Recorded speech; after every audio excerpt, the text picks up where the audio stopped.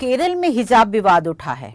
केरल में एक स्कूल में छात्रा के हिजाब पहनकर आने पर यूनिफॉर्म का उल्लंघन मानते हुए रोके जाने का मामला तूल पकड़ गया है। ईसाई प्रबंधन द्वारा संचालित स्कूल ने मुस्लिम छात्रा को हिजाब पहनने से रोके जाने पर धमकी और भीड़ के जबरन प्रवेश की आशंकाओं के मद्देनजर केरल हाई कोर्ट का दरवाजा खटखटाया है और केरल हाई कोर्ट ने स्कूल को पुलिस सुरक्षा देने का आदेश दिया है। नमस्कार, मैं हूं माला दीक्षित और आप देख रहे हैं जजमेंट समझिए माला दीक्षित से। आज मैं आपके साथ केरल के हिजाब विवाद पर चर्चा करूंगी, जहां एक ईसाई प्रबंधन द्वारा संचालित स्कूल में एक मुस्लिम छात्रा को हिजाब पहनकर आने से रोकने का मामला तूल पकड़ गया है। अब स्कूल ने सुरक्षा के लिए कोर्ट का दरवाजा खटखटाया है और उधर दूसरी ओर इस हिजाब विवाद पर केरल की राजनीति भी गर्मा गई है। केरल के शिक्षा मंत्री ने स्कूल को निर्देश दिया है कि वो मुस्लिम छात्रा को हिजाब पहनकर पढ़ाई जारी रखने दें। वहां पर मामला जो राजनीतिक स्तर पर है या सरकार के स्तर पर है, वहां राइट टू एजुकेशन पर आ गया है। तो आज मैं इसीलिए इस मुद्दे पर चर्चा कर रही हूं क्योंकि ये बहुत अहम मामला है और ये आज चर्चा का विषय इसलिए भी है हमारा क्योंकि अगर आपको याद होगा तो इससे पहले 2022 में कर्नाटक के स्कूल में हिजाब का मुद्दा उठा था।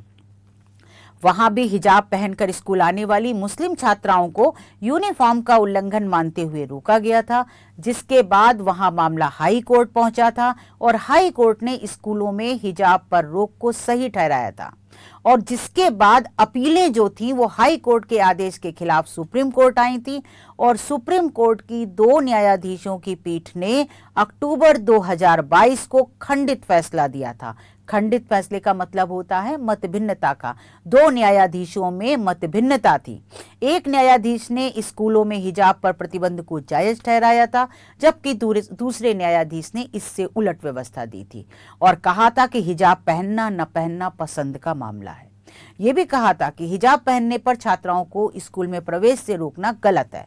तो 2 न्यायाधीशों का मतभिन्नता का फैसला यानी एक दूसरे से विपरीत मत देने वाला फैसला आने के कारण अब ये मामला सुप्रीम कोर्ट की बड़ी पीठ के सामने जाएगा और बड़ी पीठ इस पर सुनवाई करेगी।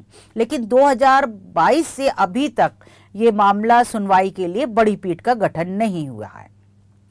तो यानी कर्नाटक का मामला फिलहाल सुप्रीम कोर्ट में लंबित है और इसी बीच ये केरल का हिजाब विवाद उठ गया है। तभी मैं इस पर आपसे चर्चा कर रही हूँ। केरल का मामला सेंट रीटा पब्लिक स्कूल का है।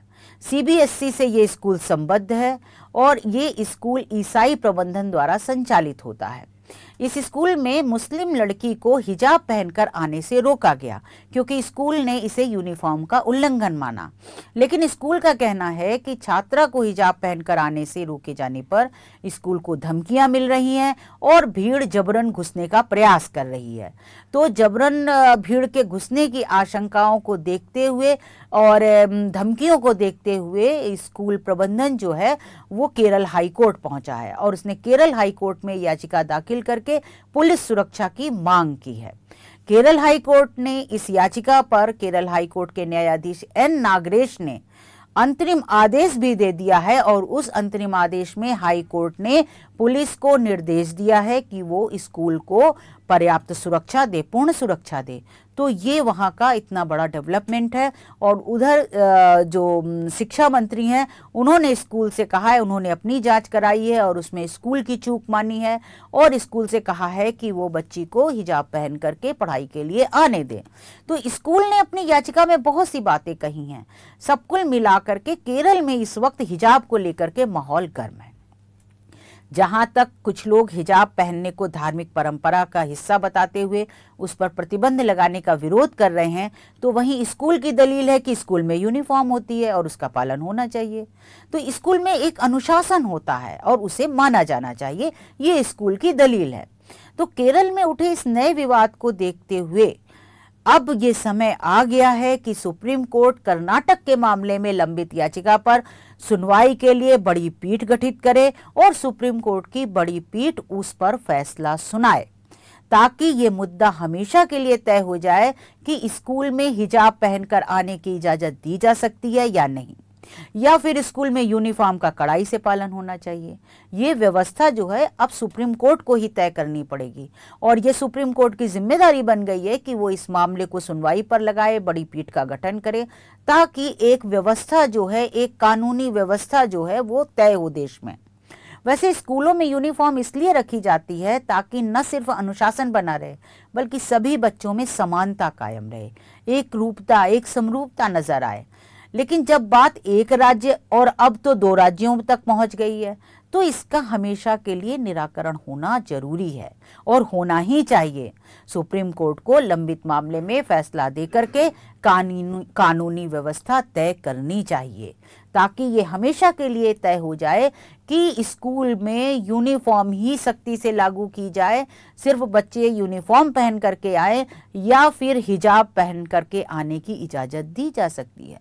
इसमें यह भी तय होगा कि हिजाब इस्लाम का अभिन्न हिस्सा है कि नहीं है, क्योंकि जो भी चीज़ धार्मिक जो धर्म है, धर्म का अभिन्न हिस्सा होता है, उसको अपने यहाँ संविधान के अनुच्छेद 25-26 में संरक्षण दिया गया है, उसके पालन की इजाज़त होती है। तो ये बहुत बड़ा मुद्दा जो है, जो कि सुप्रीम कोर्ट के सामने पेंडिंग है और सुप्रीम कोर्ट को इसको तय करना चाहिए ताकि कर्नाटक का ही विवाद नहीं बल्कि केरल का और यहाँ तक कि हमेशा के लिए देश में कहीं भी ये विवाद तय हो जाए कि स्कूलों में हिजाब पहन करके जाने की इजाज़त मिलेगी या नहीं। ये बात सिर्फ हिजाब की नहीं है या कोई भी और तरीका जो यूनिफॉर्म से अलग कोई वेश या कोई कपड़ा या कई बार जो हिंदू संगठन है वो कहते हैं कि हम गमछा डाल के जाएंगे रामनवमी या कुछ भी, इस तरह की चीज़ें हो सकती हैं या नहीं हो सकती हैं, ये बात जो है अब कानूनी रूप पर तय हो जानी चाहिए।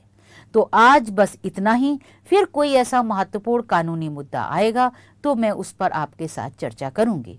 आप इस कार्यक्रम में मेरे साथ जुड़े रहे, इसके लिए धन्यवाद।